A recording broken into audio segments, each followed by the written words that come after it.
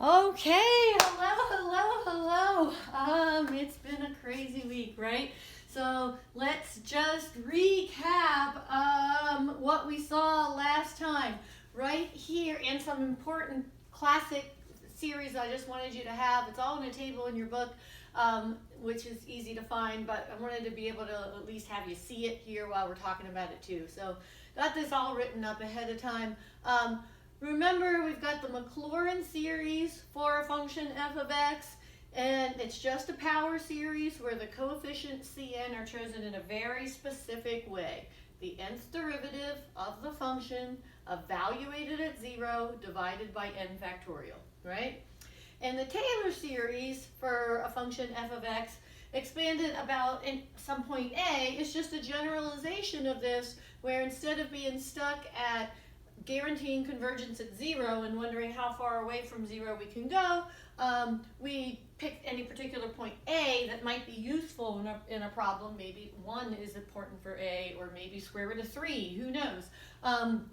And then you see how far away we can go from that, and then therefore your Taylor series has to be in powers of x minus A, so that A is an easy thing to evaluate, and then the coefficients are exactly the same, except you're evaluating the nth derivative of your function at A over n factorial, because you want the power series to match the value of the function, the derivative of the function, the second derivative of the function at A now. And all of that part was developed in the beginning of section 1110 in the book, and we did this one, okay?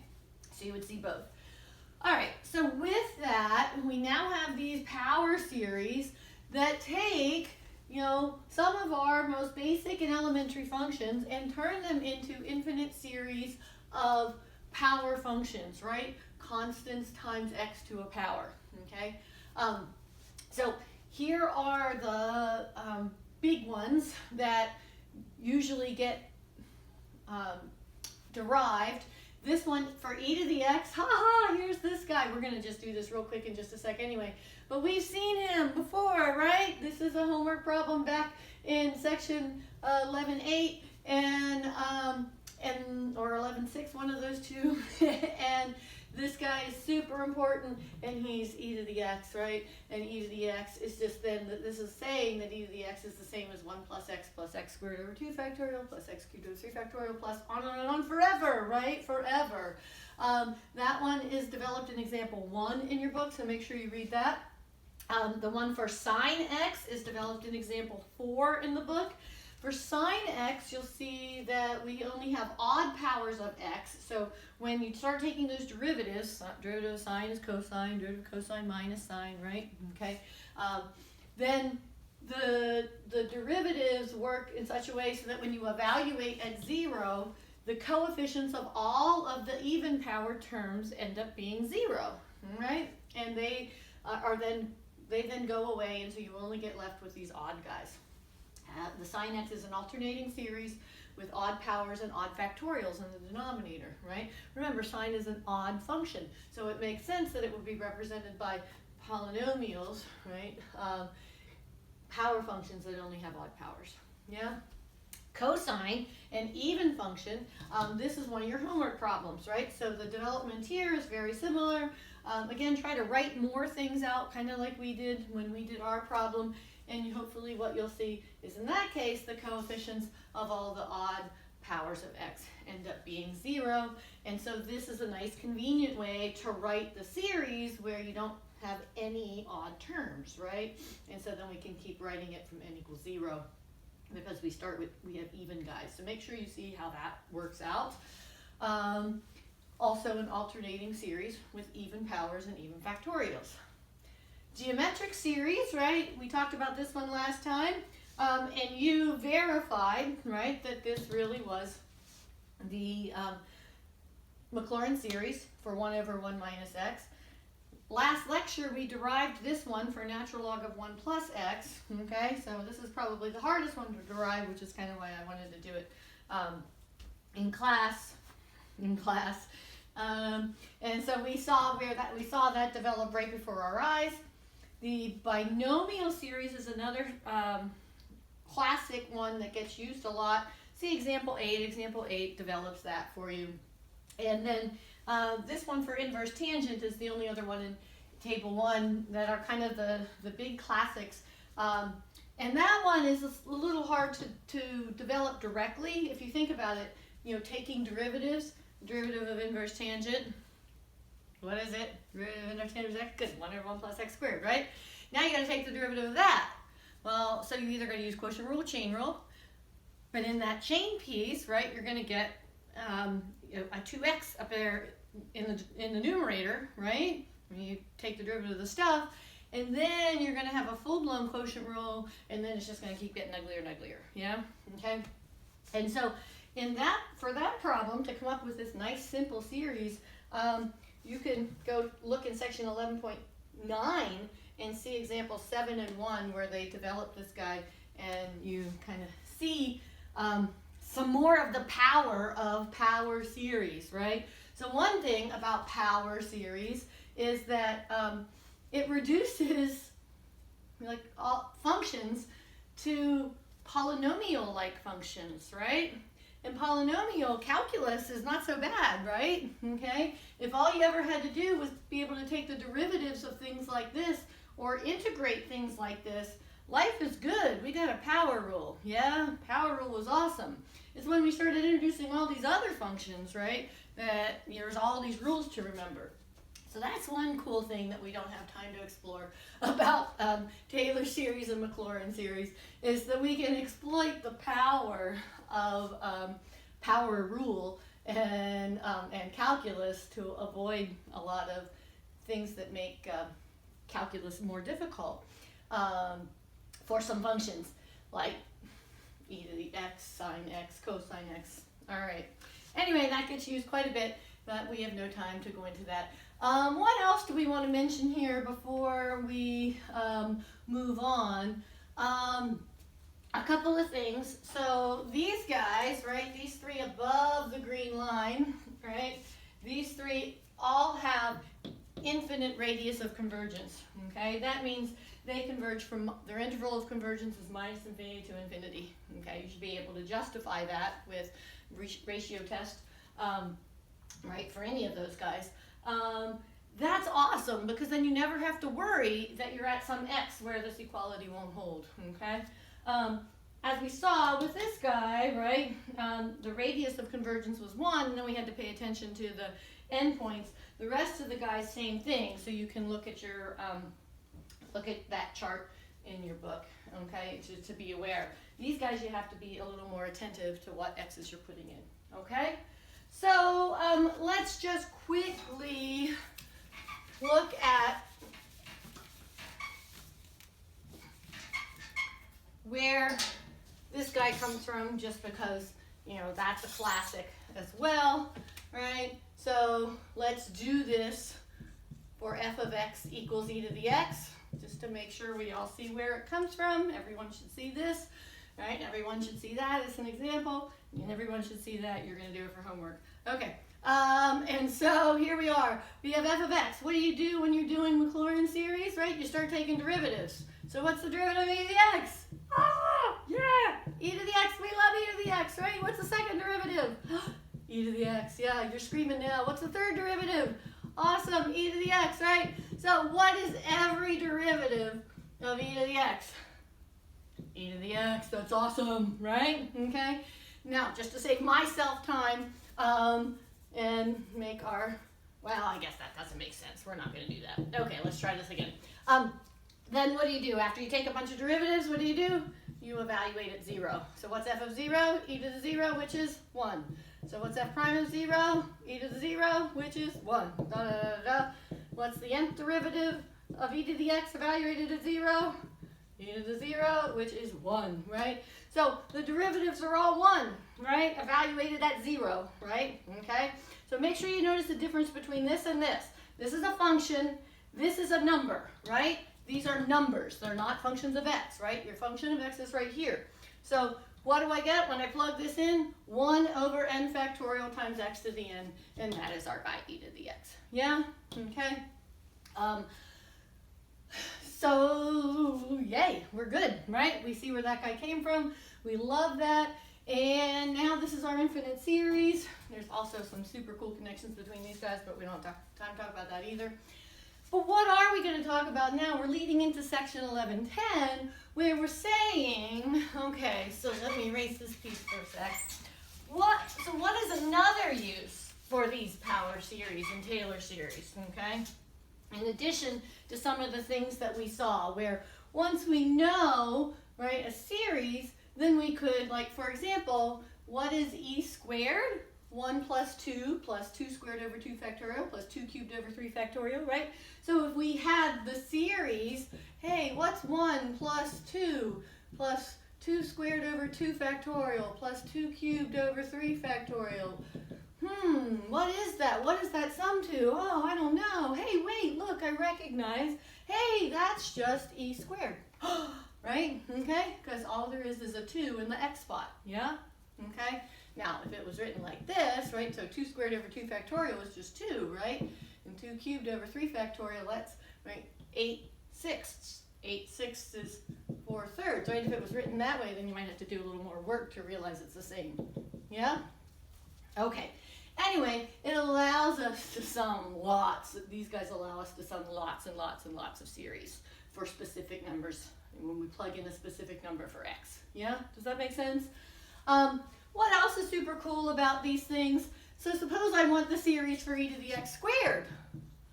Well, that guy comes up quite a bit, right, in some statistical work. Well, do I have to go through all of that just derivatives, right? If I take the derivative of e to the x squared, then I'm going to have a chain rule, then I'm going to have a product rule, then it's going to get ugly, right? Well, no, I don't have to do that, right? What is e to the x squared? I'm just going to put an x squared everywhere I see an x, right? So it's 1 plus x squared squared over 2 factorial plus x squared cubed over 3 factorial, on and on, right? That's awesome. In fact, I could even just put the x squared in the formula, right? Sum n equals 0 to infinity of x squared to the n. Replace x with x squared, right? Function notation. And therefore, what is x squared to the n? It's just sum n equals 0 to infinity of x to the rules of exponents 2n over n factorial. That's e to the x squared, yeah? And your book takes a look at that as well. You can look at the example where, hey, suppose we want to integrate this, which might be important in statistics, right? You can't, right? What do? You got nothing to help you, right? There's no u substitution that's going to work for you. But instead, you could just integrate some powers, right? Power rule. That's kind of awesome, yeah? Also, we could do all kinds of crazy things. Like suppose we wanted the series for e to the x times sine x. The series for e to the x times sine x, again, I don't want to take those derivatives, right? That's going to be product rule. It's going to be a mess. I just multiply these two series together, right? Now, you can't just multiply that times that. That's totally wrong, okay? There's a whole algorithm for that. But you can think of it as FOIL on steroids, right? Okay? This whole thing times this whole thing, right? So this times this, plus this times this, plus this times this, plus this times this, plus this times this, plus this times this, plus this times this, right? Okay?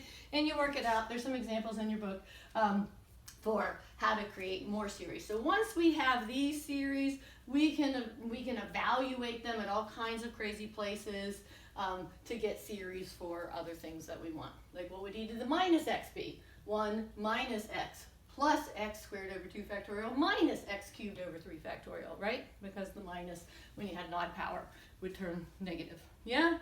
Okay? And so that's kind of awesome. You got these building blocks and then you can go wild, right? Okay. What else can we do? Right? What else can we do? Well, we're leading into the main purpose of today's lecture. So let's think about, let's keep working with this guy e to the x, okay? And let's think about what that looks like again. So I'm going to try to essentially recreate a figure in your book, which since we don't have like the nice technology, just gotta, so what is that function? Good, right? This is a graph of f, right? If f of x is e to the x. And what is this value right here? Good, 1. F of 0 is 1, right? Okay, so now, what are some things we could do, right? It's hard to use infinitely many terms of a series, right? It's hard to do that, yeah? Okay, so we could try to approximate e to the x, right, by some finite sum of these guys, right? Okay, if we don't go out infinitely, then the equal becomes an approximation. If we're not summing to infinity, right, we're summing to some finite number, the equal becomes an approximation. So the 0th degree approximation, right, a polynomial of degree 0, which is just a constant, the best 0th degree approximation would be 1, right? So let's draw it. Here's y equals 1, right? Yeah? So what do we call that? We actually call that T0 of x, right? It's the 0th degree polynomial approximation to e to the x, right? What do we know it is? It's the value of e to the 0, yeah? We want the values to match. But if you're using a constant, that's the only thing that can match. Is this line, y equals 1, right? Okay, right? It's just 1. Y equals 1. Is that line a good approximation to e to the x? No, right? Okay, absolutely not, right? Does that make sense? It matches perfectly at one spot, but after that, it stinks, right? Okay, all right. I don't want that in our coronavirus modeling. All right, so what else can we do, right? Well then, we can do the linear approximation to e to the x, which would be 1 plus x, right? Yeah? Okay? Which is also the y equals x plus 1, 1 plus x, the equation of the tangent line, right? To e to the x, right? At 1, right? Okay? So let's draw that guy. The linear approximation to the function at a point, right? We've talked about that in Calc 1 over and over and over again. All right, is that a better approximation than T0? Of course. Yeah? Right, doing all this for you guys, right? That's certainly better, yeah? At least, think about this, right? When we're at 0, we match here, and then we can get a little far away from 0, and we still match reasonably well. But if you get too far away from 0, your error in using this line as your y value instead of this red curve is horrible, right? Does that make sense? Okay? So that's what we're moving toward. If we use a polynomial to approximate this guy, polynomial is a finite sum, remember? Okay? Then, finite, only 2 terms, then what can we say about the error, right? Which is just the distance between these guys at any particular x, yeah? Okay, let's draw in a couple more. So what if we go with the quadratic approximation? What is the best parabola that approximates e to the x? Well, it's right here for you, okay? So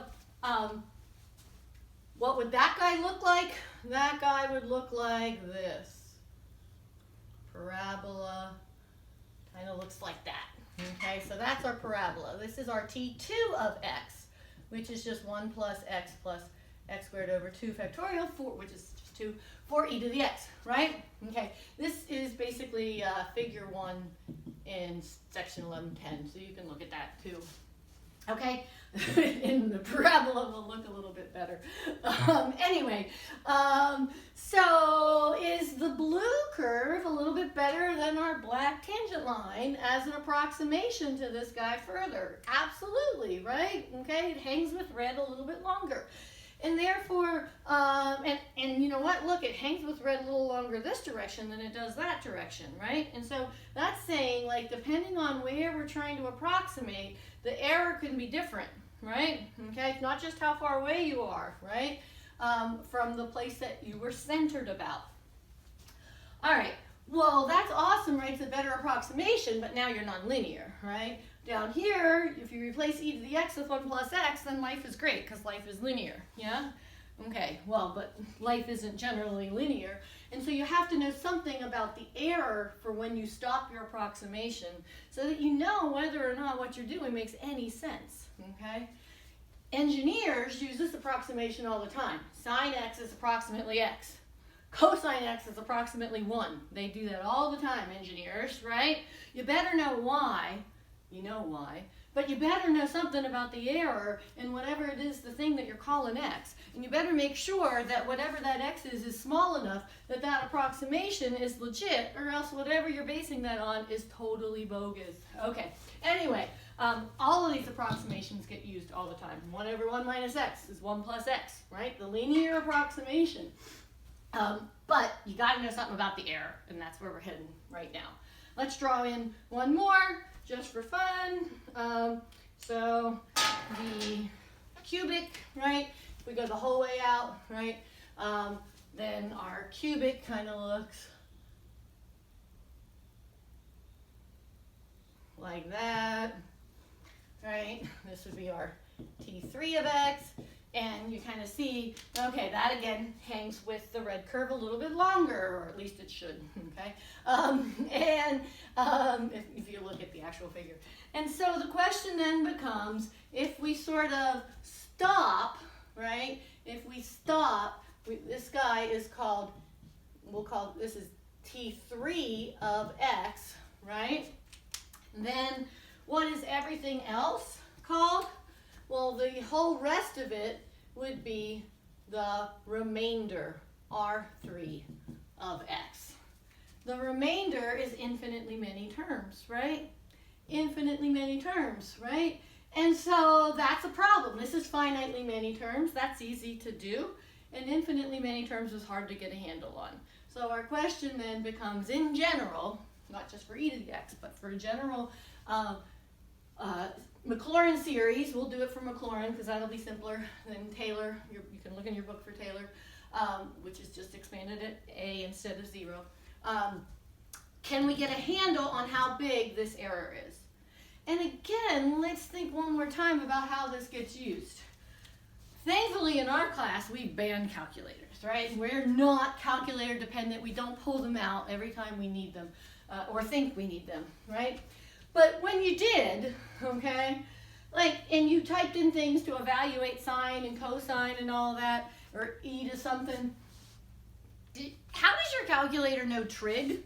Does it just get born knowing trig? It's like granted this beautiful, like, trig knowledge at its electronic birth. How does your calculator give you an accurate value of sine x for some x? Well, what can calculators and computers basically do? What is the one thing they actually do well and fast? Add, subtract, multiply, and divide. Add, subtract, multiply, and divide, right? Okay, that's what they do. And so what is really some algorithm that's behind the button? It's a Taylor series, really, idea, okay? And they just have to keep enough terms so that the accuracy in the output is as accurate as what the calculator, computer, whatever that thing, whatever it is that you're using, can display. And that accuracy is finite. And so all you need is some finite polynomial, what degree in? Okay, and it's got to be the right polynomial, right? Anyway, that's how Taylor series gets used in your lives all the time. Anyway, you ready? Here we go. All right, so let's flip to what we are about to talk about is the idea of our remainder. Okay.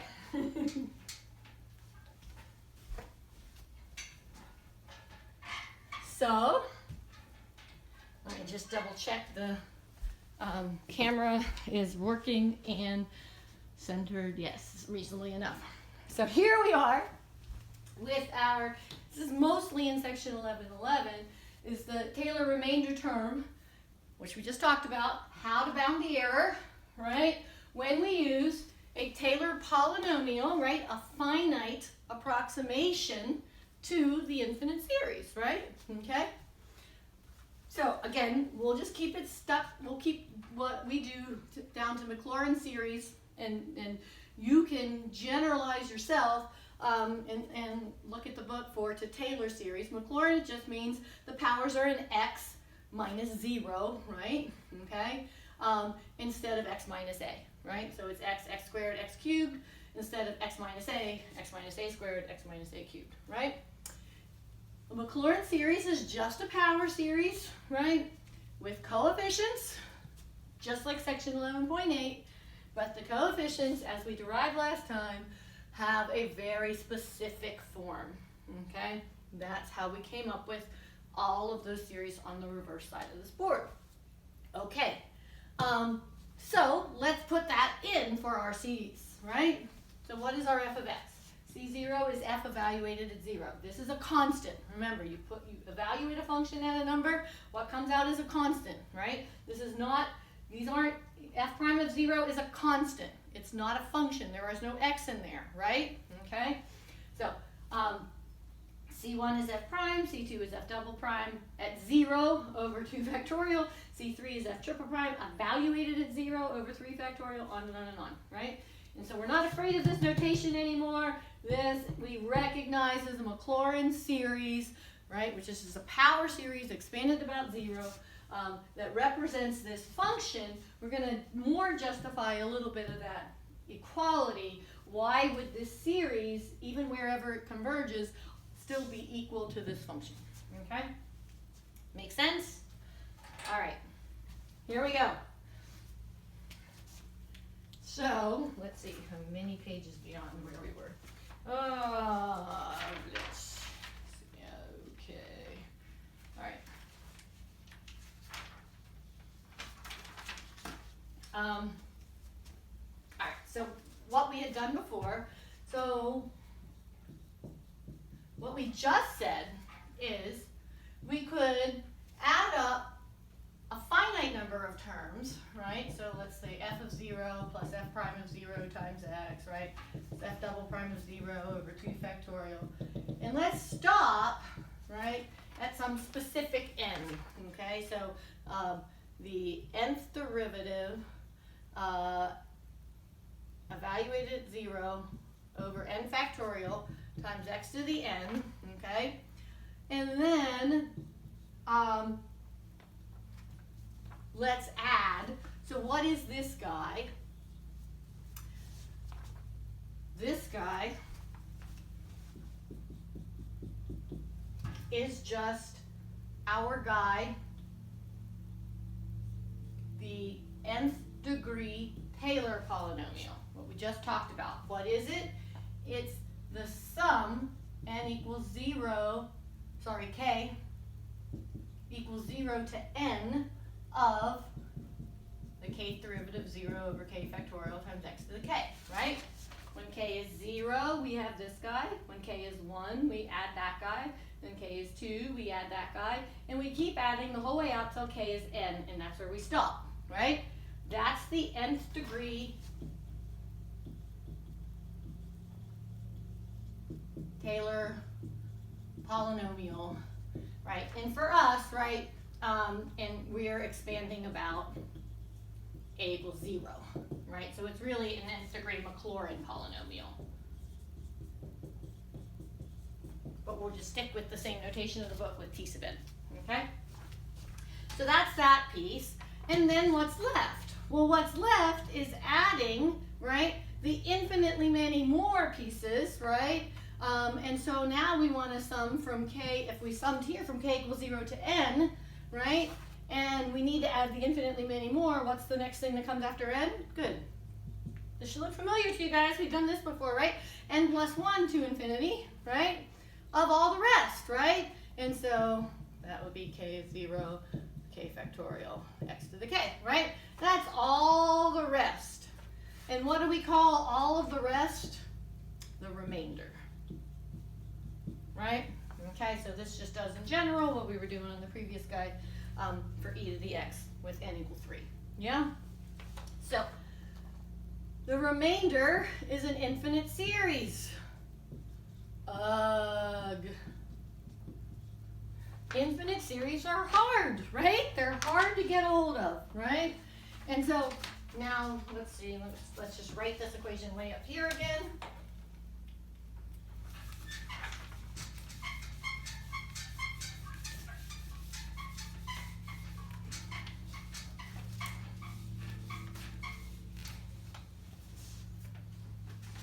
is a lot simpler, right? The actual function is equal to the nth degree Taylor polynomial, like those guys I was just drawing for e to the x, right? Plus the remainder, right? The remainder is the distance between, right, the polynomial and the actual function at each x, right? And at each x, that remainder, that error changed, right? Okay? All right. So our question is, you know, if we're interested in the error, right, then what do? The error in using this to approximate this, then we look at, I heard you guys say it, right, the distance between the absolute value of f of x minus Tn of x, right? So if we bring that guy over and subtract, yeah, what do we have? That's equal to that. So the error, how far away we are, is just the absolute value of our Rn guy, right? This is the error in using Tn of x to approximate f of x at some x, right? Just like we talked about using the polynomial to give for your calculator to pop out an answer to evaluating a sign at some number. Okay? All right. So this is what we have. But this guy's an infinite series, right? And it's hard to get an actual sum from an infinite series. It's hard to sum this guy. And so what do? What have we been doing with our other error bounds? We're looking for something, right, that this is less than or equal to, right? That's the goal, right? What is that smaller than? So that we can bound the error. That's the whole thing, right? Here's our error, let's bound it. What's the worst case scenario? Can we come up with a good worst case scenario? Okay? What else is true?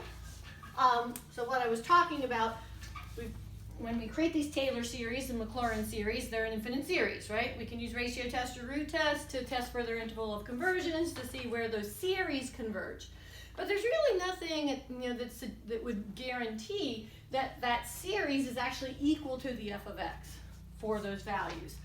This guy, as long as we could show, right, so to show that f of x is equal to, well, the infinite series, right?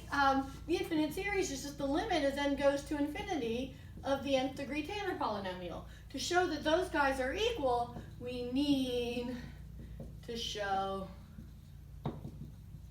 that the limit of the remainder goes where? As n goes to infinity, this remainder ought to go to, good, 0. We don't want there to be any error, no error, as n goes to infinity, okay? There's a couple of examples in your book that focus on that for several of the functions as well. And I think there's one problem that you will do that's, you mimic that strategy, okay? And so that's what really says that the infinite Taylor series is actually equal to the function if the remainder term can be shown to go to 0. But we need to have something to work with for the remainder term that is not an infinite series, right? Okay? That's the important thing. When we did integral test, we were able to use an integral, right? Okay? So with alternating series, you can just use the next term, but that's, you know, that's not the greatest error bound. So now the question becomes, can we come up with something for this Rn of x which is not an infinite series? Okay? Okay. Oh, for this, see examples 2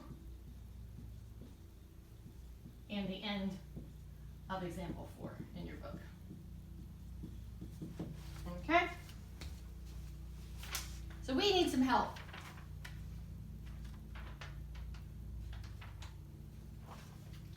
And why do we need some help? What are the questions that we have? Okay? So, what are our questions?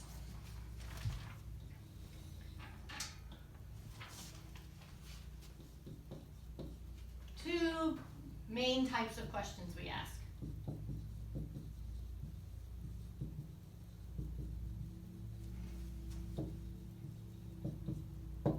Okay? One is given, right, a degree n. So somebody tells you the degree, third degree, second degree, fourth degree, whatever it is, right? So let's just say third. For example, say n equals 3. I want to use a third degree polynomial, okay?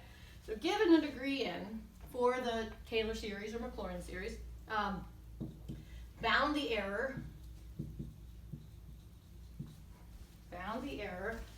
in using, well, if I'm going to use, if my degree is 3, then I'm going to use my third degree polynomial, right? Like the one we drew over there.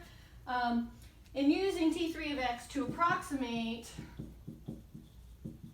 f of x at some value of x, right? That's away from, if it was a Maclaurin series, away from 0, right? In either direction. Or if it was a Taylor series, away from the number a that you expanded about in either direction, right? So you have exact, you're exact at 0 or a, if you're Maclaurin or Taylor, but if you move away, it's an approximation, and how bad is the error if you move away, right? How bad is the error in our cubic, right, to approximate e to the x as we move away from 0? At each x, the error is different, right? Okay? All right, so that's one question, okay? So what does that mean? That means, let me just erase this so I have more space. So what is this saying, right? This is saying, right, if I have this expression right here, right, that's my error. Sorry, that would be T3. This would be given, right, for this guy, right?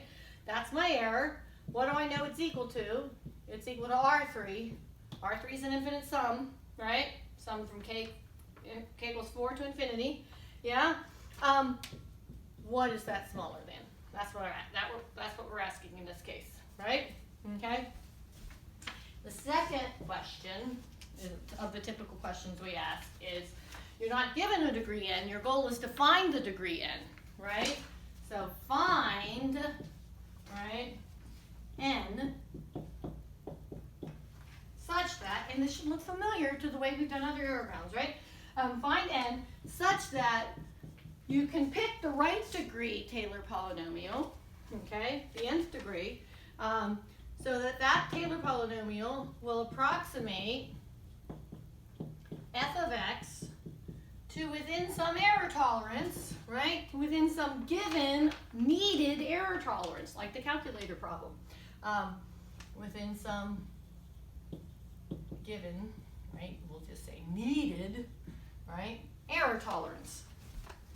What's our favorite letter for error tolerance? Good. You said epsilon with a smile. Needed error tolerance. Epsilon. That's not how you spell tolerance. Okay? Okay. Yeah? That's the second question, right? So what are we really asking there? Okay? So that says find n such that what is true, right? You're going to have the error, the distance between f at any x, right? The actual function evaluated at any x, the actual answer, what you want, and what the polynomial, the nth degree polynomial is going to spit out as a y value, right? We want that, which we know is equal to the absolute value of our n of x, which is an infinite series, to be less than or equal to epsilon, right? So here we don't know what the error was, but we know the n. Here we don't know the n, but we know what error we want, right? Does that make sense? And so here you've got an equation you got to solve for n. Yeah? Okay, you should be used to that, right? Okay? This guy is given. Are you ready? What's our biggest problem? Our biggest problem is that this is an infinite series, and we need something that is not an infinite series, right? Okay? So here we go.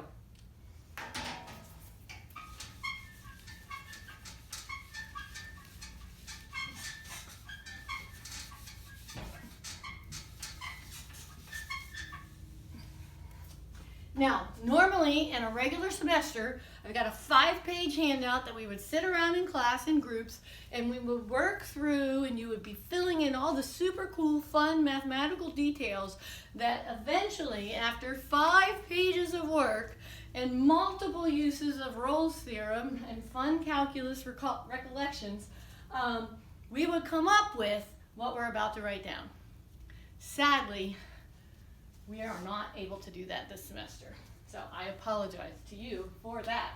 We are going to have to just write this result down in order to end this semester, which I know we're probably all about ready for. But anyway, Taylor series are awesome, and you'll see them again later, and so hopefully you'll get to do some more work with them. So here's the result, okay? The crazy, awesome result that gives Rn of x as a single term, what? Right? Single term instead of an infinite series is, right, the excitement is building. It's a, what? A single term? Now, you know, right? You should know by now, right? There's always a trade-off. So there's going to be something about this single term that's going to be a little bit rough. Okay? We got this. Okay, you ready? Here's what it is. So this is what we're going to use. It's actually in a little like side note in your book somewhere. I thought I wrote it down somewhere. But we're going to use Lagrange's form of the remainder.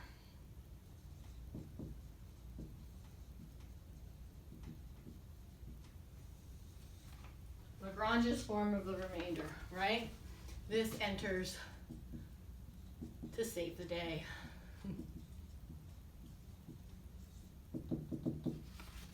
Right?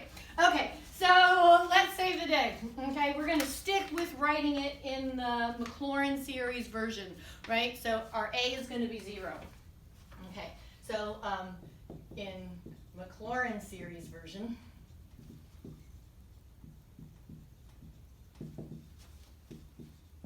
right, A equals 0, just to make it simpler to see it when we first see it. Then we'll generalize. Okay, so in Maclaurin series version, what do we have?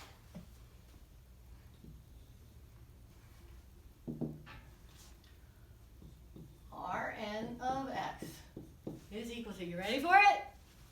You ready for it? Here it comes. You excited? Are you excited? You should be excited.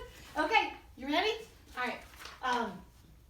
Rn of x as a single term, right? It was the infinitely many is the function n plus first derivative, right?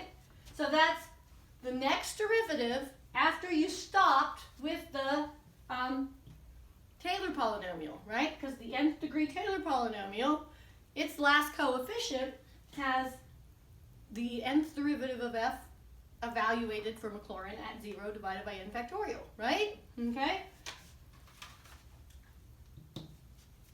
That nth derivative, that n plus first derivative gets evaluated somewhere. So for right now, just leave some space. It gets divided by, take a wild guess, what do you think? I hear it. N plus 1 factorial. So it has the exact same form as the coefficients Cn or Cn plus 1. But there is one very important difference, and it's what goes in this spot. Okay? Now remember, this is a function of x, and so none of this, we're going to evaluate this derivative somewhere, And so that's going to be a number, and this is going to be a number. So far there's no function of x, so we still need a function of x. And what's that going to be? Do you have a wild guess of what this coefficient would multiply? Yeah, good. X to the n plus 1. So it has the exact same form as the very next term that you left off. In that way, that's kind of like the alternating series thing. But what goes in here? And we're going to use like the classic letter that we normally use for this guy. This guy is evaluated at xc. That's a fun little Greek letter, right? xc. Okay, so there's our guy. And what is this xc where we're evaluating this? It's not evaluated at 0, okay? That's the difference between the coefficients, right? So where xc, okay, squiggly, xc is some number between x and 0.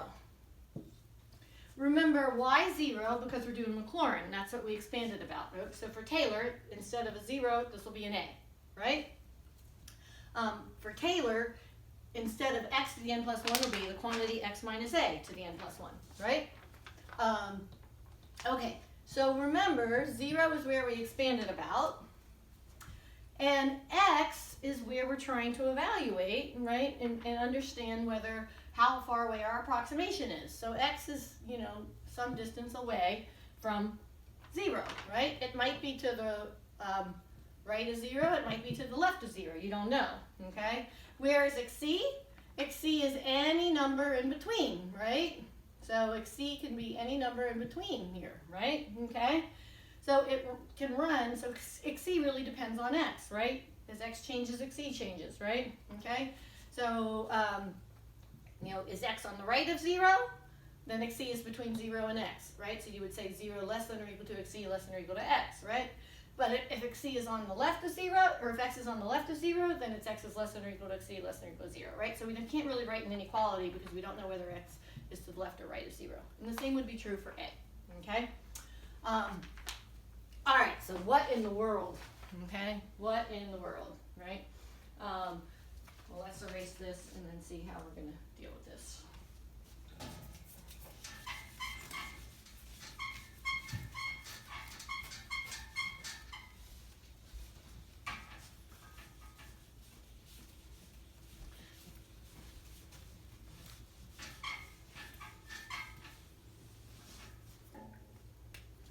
Let's just write down, so for Taylor series, in general, what would we have? Rn of x is equal to the n plus first derivative of f evaluated at xc over n plus 1 factorial. That part doesn't change. What changes, right, is the fact that we expanded about a, so this has to be in powers of x minus a. So we have that, and then where xc is between what? X and a, right? So the picture is, here's a, where you expanded, right? How far, you know, where is x? Is it to the left or right of a, right? And depending on whether x is here, right? If x is there, then xc is between anywhere, right? Between here and here, yeah? And if x is over here, then xc is anywhere between there and there. Yeah? Okay? All right. So what does that mean? That means that if we're trying to bound error, then this derivative is the thing that we've got to bound on this interval, right? Okay? Whichever interval you're in. So you got to figure out what interval you're in, and then figure out what is the biggest value in absolute value, because we want the absolute value of Rn, right? To bound that guy, right? So, right, in absolute value of Rn of x. Now I'm just going to make my life simpler. Sorry, guys. So for absolute value of Rn of x, what do we have? The absolute value of this is equal to, well, n plus 1 factorial is positive, right? And so this guy could be negative, right? And x could be negative, and so we need that. Yeah? And down here, if I want the absolute value of Rn, right? X, if for the Taylor series, this guy is always positive, so I need that guy. And then again, this guy, x minus a, could be negative, and so instead of parentheses, I need absolute values. Yeah? And what is our goal? Figure out what that's less than or equal to, right? So that's, let's just say that, right? What's the goal? This is less than or equal to what, right? Less than or equal to what, right? Okay, well, what are we going to do, right? You've been given an x because you know where you're trying to approximate, or you know some range of x where you're trying to approximate. So that will deal with this piece. And then the question just becomes is, what is some number, say capital M, that I can put on this guy, right? So the goal ends up being, right? The goal ends up being find capital M such that the absolute value of the n plus first derivative of the function evaluated at xc, right, is less than m, or less than or equal to m. Yeah? Regardless of which case we're in, right? C changes where it's ranging depending on whether you're expanding about a or expanding about 0. So we're about to do an example. Yay, you guys excited? All right, you ready? Does this make sense? We wanted to bound the remainder. We have this miraculous single formula now, which is awesome, which we could have derived if we had a class in person. And now we're going to try to bound it in those two scenarios that we talked about that are the two types of problems that we generally do. Right? You ready? Here we go. Where are we now? Okay.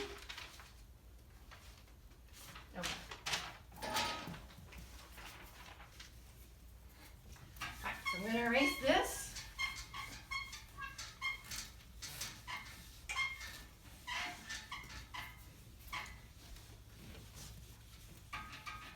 I'm going to write this up here.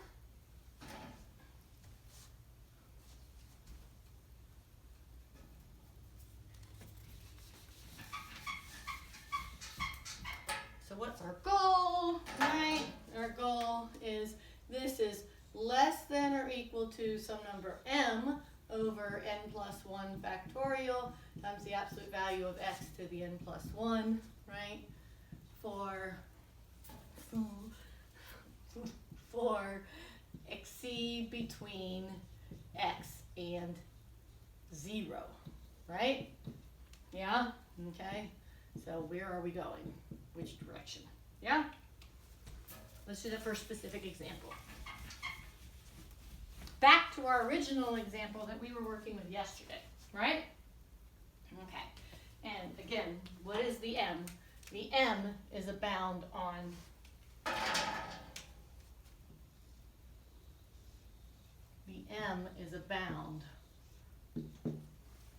that guy, right? Sorry if you can't see that. That's a less than or equal to. Our markers are saying it's time for the semester to end. All right, we ready? Here we go. So let's use it. Let's bound the error in using, we'll stick with what we have been doing, right? The third degree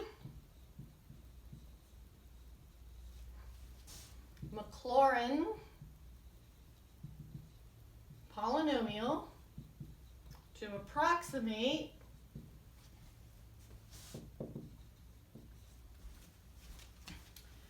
the natural log of 1 plus x at x equals a half. Okay? Right? So what are we doing, right? We're approximating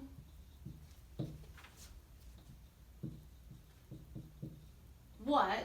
The natural log of 1 plus a half, which is the natural log of 3 halves, right? So if we want an approximation to the natural log of 3 halves, we can use a Maclaurin polynomial. Suppose we use the third degree Maclaurin polynomial. What is that going to spit out to us as a y value versus what this number actually is? That's what we're asking, right? Can we bound how bad that error is? Okay? All right. So what do we want to do? So let's recall from yesterday's lecture, right? When we have f of x is the natural log of 1 plus x, right? And then we had taken all the derivatives, right? Remember we had f prime of x is 1 over 1 plus x, right? And we rewrote that as 1 plus x to the negative 1. And then we kept taking derivatives. So what derivative do we need for this problem, right? For this problem, right, it's the third degree polynomial, right? So what is n? Good. N is 3. Very nice. So if n is 3, what is n plus 1? 4. Yay, right? Okay? So what do we need? We need the fourth derivative, right? That's what we need. Okay? So what was the fourth derivative? Just to save time, our fourth derivative at x was minus 6 divided by 1 plus x to the fourth. Okay? Yeah? Minus 6 divided by 1 plus x to the fourth. That was the fourth derivative. You can go back and check from yesterday. Okay. Well, now what do we want to do? Well, where are we evaluating that n plus first derivative? Right? So what do we have? So we have, what is n? N is 3. So the absolute value of our 3 of x, right, is equal to, just putting this in, right, the absolute value of the fourth derivative of x, evaluated where? At xc, right, divided by n plus 1 factorial, yeah, times the absolute value of x to the n plus 1, yeah? Now what is x for this problem? What is x for this problem? X is 1 half, right? We're evaluating the natural log of 3 halves, but that's coming from 1 plus x, right? We talked about why you have to expand natural log about 1 plus x instead of just natural log of x if we're doing Maclaurin. So I want R3 of a half. That's what I want to know. This is the error in using the third degree polynomial, which you can just look at from our flip side of this screen, to approximate natural log of 3 halves. And so this x, right, is also 1 half, yeah? Now, since it's positive, 1 half, then that absolute value wasn't so critical, right? If it was at negative 1 half, then we certainly would have needed that, yeah? Okay. So the question then is this, right? Okay. Oh, and what is n? Sorry, what is n? N was 3, right? So what's n plus 1? We just said is 4. So that guy's 4. And n plus 1, right? So this is 4 factorial. Yeah? All right. So this thing, number, this thing is not a number. What is that thing, right? That thing is, what is the fourth derivative evaluated at xc? Means put an xc where you see an x, right? So the fourth derivative is minus 6 divided by 1 plus xc to the fourth, right? Yeah? Evaluating that guy at xc. Okay? So that's what needs to go in over here. So I'm going to just move that guy out over there. So what do I have?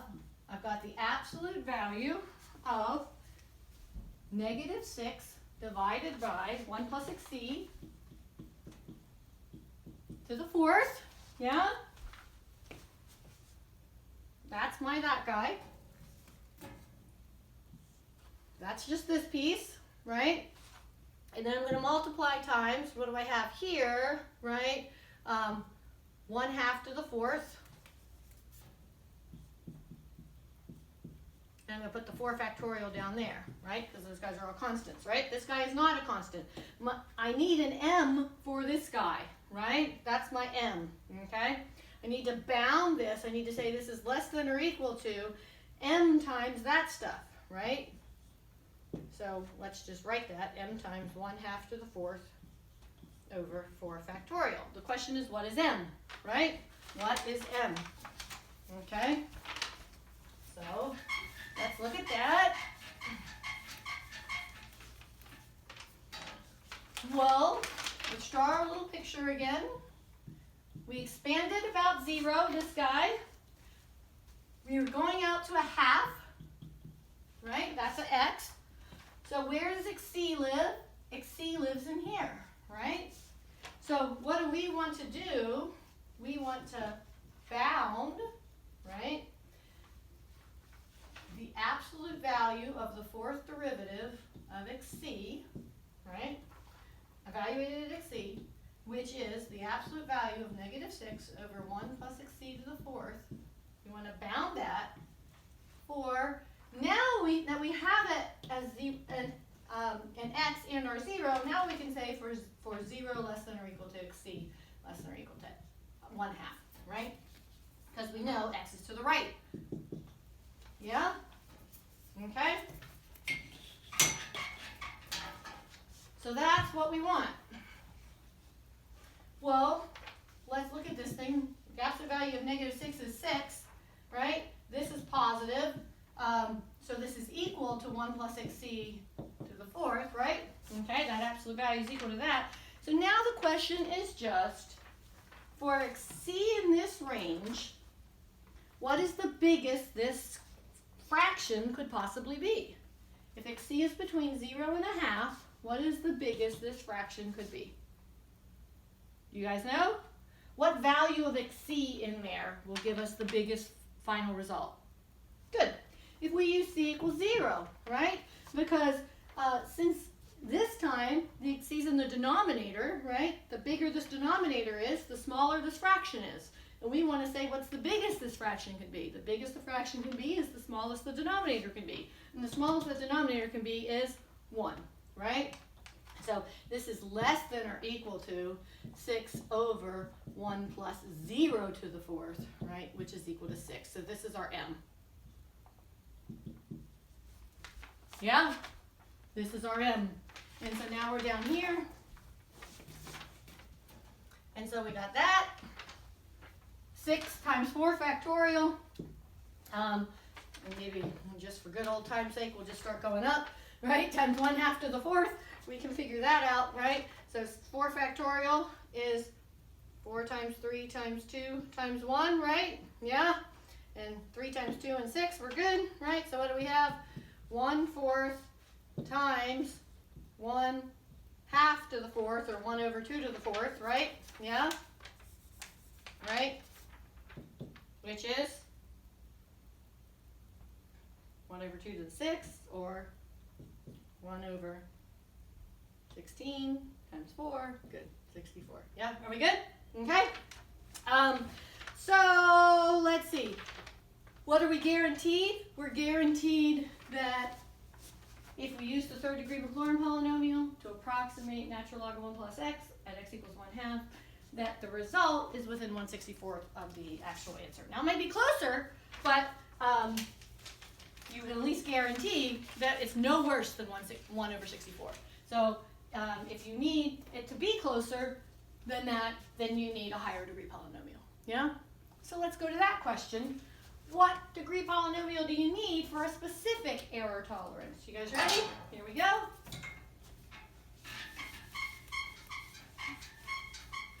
Our second question.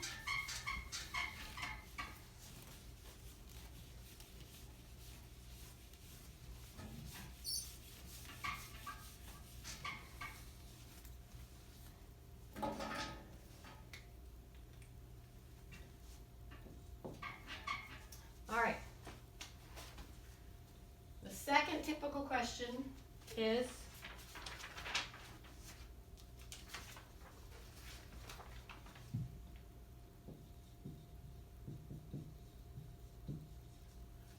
degree polynomial should we use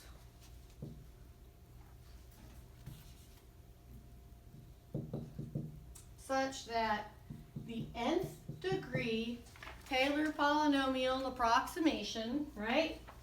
Nth degree polynomial, and again, for us it's going to be expanded about 0. So the Maclaurin polynomial, right? Okay. The Maclaurin polynomial will be within 10 to the negative 6 of the natural log of 3/2. So there's our question now, okay? See the difference? What degree polynomial? That says what is n such that what? Well, such that this, right, will be what? We want this to be less than 10 to the negative 6. This guy is our epsilon. Right? 10 to the negative 6 is our epsilon. So just to save myself space, I'm going to do it up here, right? So what are we doing? We're trying to bound the absolute value of the remainder term, which in absolute value is just equal to this for Maclaurin series, which is less than or equal to some number m, which we got to figure out, right? Over n plus 1 factorial times the absolute value of x to the n plus 1, right? And we want that to be, here's what we want that to be less than 10 to the negative 6. Yeah? Okay? That's our goal. Okay. So let's remember, what do we have, right? Well, natural log of 3/2, we just said, is the natural log of 1 plus 1/2. If we look at our Taylor series and Maclaurin series that we know on the flip side of this board that we started off this class with, right? That's got to come from that. And so again, what is x? Our function f of x is the natural log of 1 plus x. So if I'm looking at the natural log of 3/2, right, then x is 1/2, right? For the other problems, it's generally just whatever the x is, right? E to the x, sine x, right? But for this one, you have to pay attention, okay? So if I want natural log of 3/2, x is 1/2, right? Okay, with the Maclaurin series. All right, so our x is 1/2, right? So what do I know? Well, I got 1/2 here. Then my x is 1/2.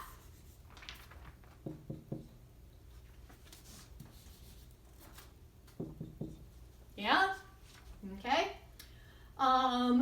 What else do I need? I'm trying to find n, so I'm going to end up wanting to solve.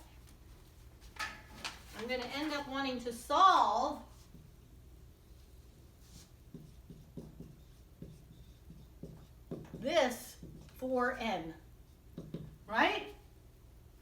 So the only thing I need to know is m. I got to figure out m, right? That's the only thing I've got left to figure out, m. And then I'll have an equation that you're not going to be able to solve like explicitly for n because it's a crazy nonlinear thing, so you have to just plug in n's or just give the equation, right? If you actually want to know the n's, then you have to plug in n's, right, with a calculator. And that would be a reasonable use of a calculator, but not necessary for us because it'll just ask you for the equation. So the main thing is, what's m, right? What is n? Such that this is true, we need to figure out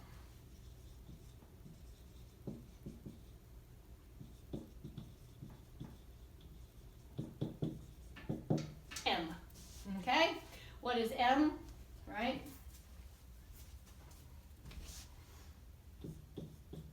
The nth plus first derivative of the function f evaluated at xc, right, has to be less than m for, now we have set our problem, so we know c is between 0 and 1/2, right?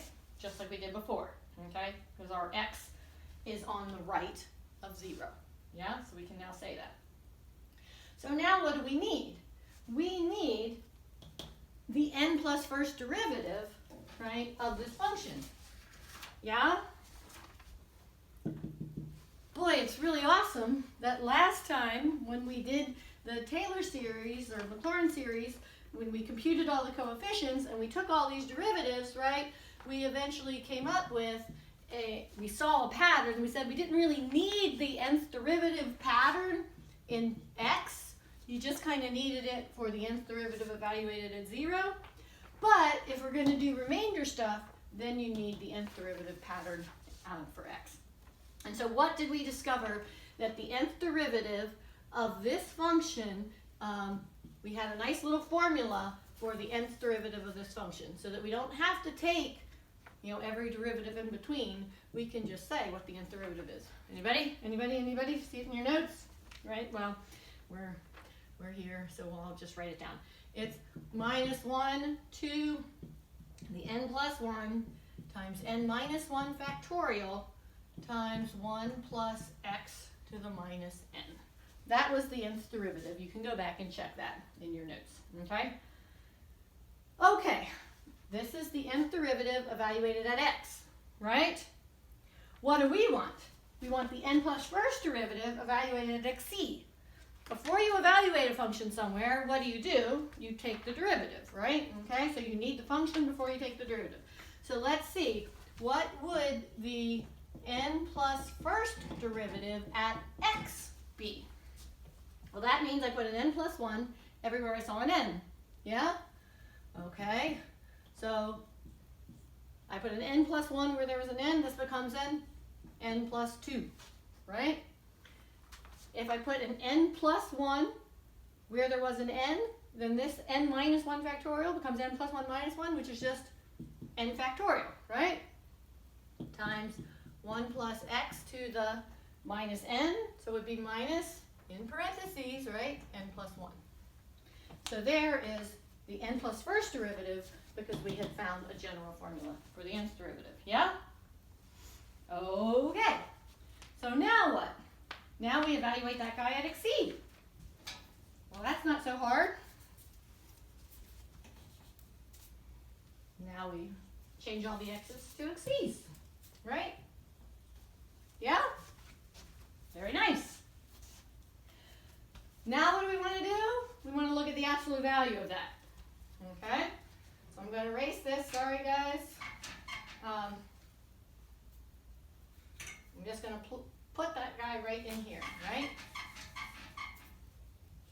So we need what?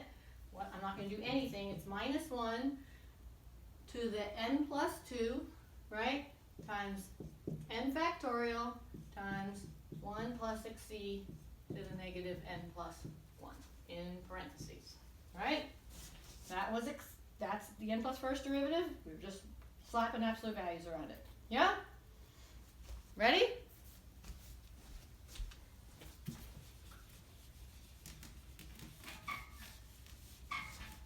You guys okay? All I did was replace that with this. Alrighty, now we need to work with this inequality. We need to find the n, right? So let's just work with this guy right there, right? So if I'm looking at this absolute value, right? Okay, -1 to the n plus 2 is going to just alternate -1 plus 1, right? It's -1 to the n times -1 squared if you want to think about it that way. -1 squared is 1, but it doesn't matter. In absolute value, it's just going to become 1, right? We don't even have to worry about that. N factorial is positive, right? And so if I'm looking at that, right, I'll just write it. The absolute value of -1 to the n plus 2 times n factorial. Now I'm going to rewrite this guy as 1 over 1 plus xc to the n plus 1, right? Because we like looking at it better that way instead of with the negative exponent, right? Yeah? So that is just this guy, okay? We're trying to find this m, so we don't have it right now. We have to just work with this. So what is that thing equal to in absolute value? As we just said, in absolute value, this thing just goes to 1. This is positive, so it's n factorial times what? 1 over the absolute value of this thing, right? The absolute value of, now xc, here we know xc is positive because of the problem that we're in, right? But I'm even going to leave the absolute values there because, again, if we had picked x to be negative 1/2 and we were looking at the natural log of 1/2, right, then xc would be between negative 1/2 and 0, and you could think about xc being negative, right? It would still, that quantity would still be positive.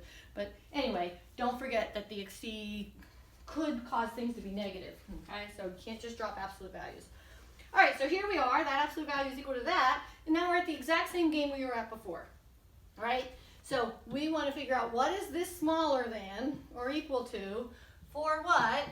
For our xc, which has to be between 0 and 1/2. So again, we have that same concept. This is a fraction. We want this fraction to be the biggest it can possibly be. The way to make a fraction the biggest is to make the denominator the smallest, right? Okay? If it wasn't a fraction, we'd be picking, if this were up here, we'd be picking 1/2 for xc and sticking that in, right? If that was in the numerator, but it's in the denominator, so we're going to pick 0 again. Yeah? Does that make sense? And so that is less than or equal to, which is super nice, right? If we plug 0 in for xc, that just becomes 1, and that's less than or equal to n factorial. So what is our m? N factorial. Yeah? Woohoo! We're super close. So now what? Where does m go? Right here, right? Okay? So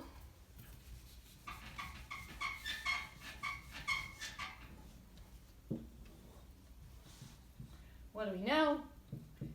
The absolute value of the remainder at 1/2 for any n is less than or equal to, what is m?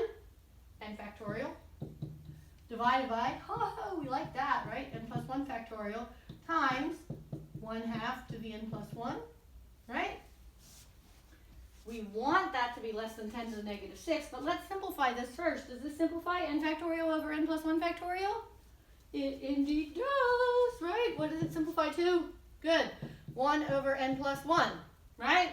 N plus 1 factorial is n plus 1 times n factorial, right? And then those guys cancel. And so what are we left with here, right? We're left with 1 over n plus 1 times 1/2 to the n plus 1. And what do we, that's what this is guaranteed to be less than, okay? And we want it to be less than 10 to the negative 6. And so therefore, that leaves us with this equation. Choose, which is all you would need to say, choose n such that this inequality holds.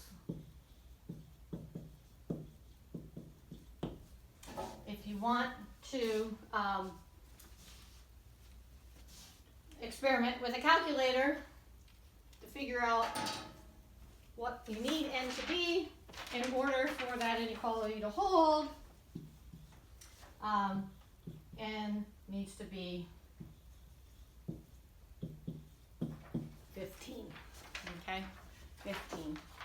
And so what would we need if we want 10 to the negative 6 accuracy in the Maclaurin series polynomial approximation to the natural log of 3/2? We need a 15th degree polynomial in order to have that kind of accuracy, right? So you just, take that guy from the other side out to its 15th degree term, and you're golden, right? And again, all of that is to evaluate at x equals 1/2 is just add, subtract, multiply, and divide, right? You're just doing powers and constants times powers and adding and subtracting, which is not difficult for a computer and a calculator, okay? Now, your calculator generally has about 12 digits of accuracy, right? Okay? And so a 15th degree polynomial isn't even going to be close to getting you an accurate answer on a calculator, the generic calculator. Okay, does that make sense? That's super cool. It's all super cool. There's all so much more we could do. But alas, I guess we've got to pull this all to a close. This has been a fun semester. I've missed being in class with you all. I hope to see you all in the fall in person, either in the halls of Roop or in yet another exciting, fun math class. Have a great summer and look for more emails from me. And stay safe, stay distanced, stay virus free, and yeah, it's been a great semester. Bye-bye.